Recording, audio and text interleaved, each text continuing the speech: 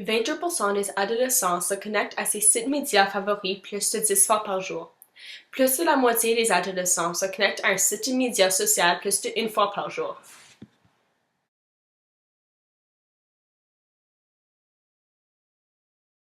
C'est un surusage d'Internet problématique causé par une utilisation constante.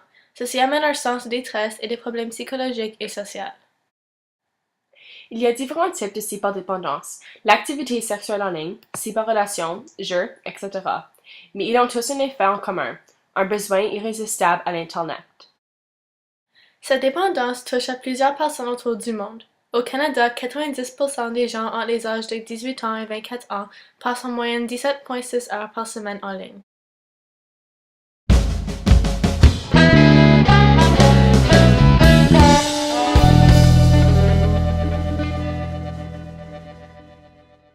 Je m'appelle Joanne Blanche, j'ai 16 ans, puis je suis cyberdépendante.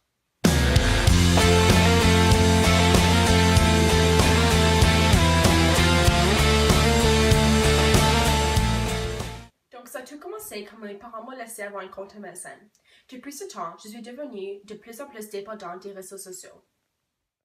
Joanne passe environ 12 heures par jour sur Internet. Ceci veut dire qu'elle passe 84 heures par semaine sur Internet, 336 heures par mois, donc 4032 heures par année. Ceci est égal à 168 jours par année sur Internet. Je suis la meilleure amie de Joanne. Depuis qu'elle est devenue cyberdépendante, j'ai vu un changement dans son aspect physique et psychologique. Je trouve qu'elle a beaucoup de mauvaises habitudes de sommeil maintenant et qu'elle a une malnutrition. Aussi, je trouve dans l'aspect psychologique qu'elle a développé de l'anxiété et qu'elle est un peu dépressive.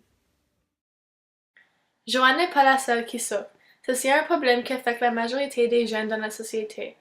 2 sur 3 des Canadiens sont inscrits à divers réseaux. 1 sur 3 vérifient au moins une fois par jour leur page personnelle. Mais il faut se demander, comment est-ce que ceci affecte la santé des gens?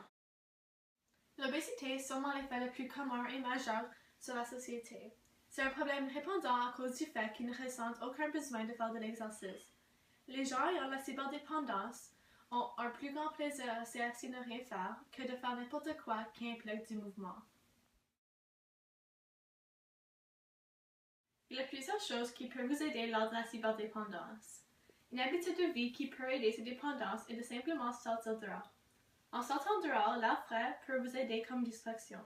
Ceci aide à obtenir de l'oxygène frais et d'avoir un changement d'environnement. Vous pouvez aussi faire de l'activité physique. Même si juste une trentaine de minutes par jour, ceci aide à avoir du mouvement dans votre routine. Plusieurs gens ayant la cyberdépendance trouvent que c'est difficile de sortir de votre zone de confort. Mais en faisant ceci, vous pouvez enfin rétablir vos communications sociales.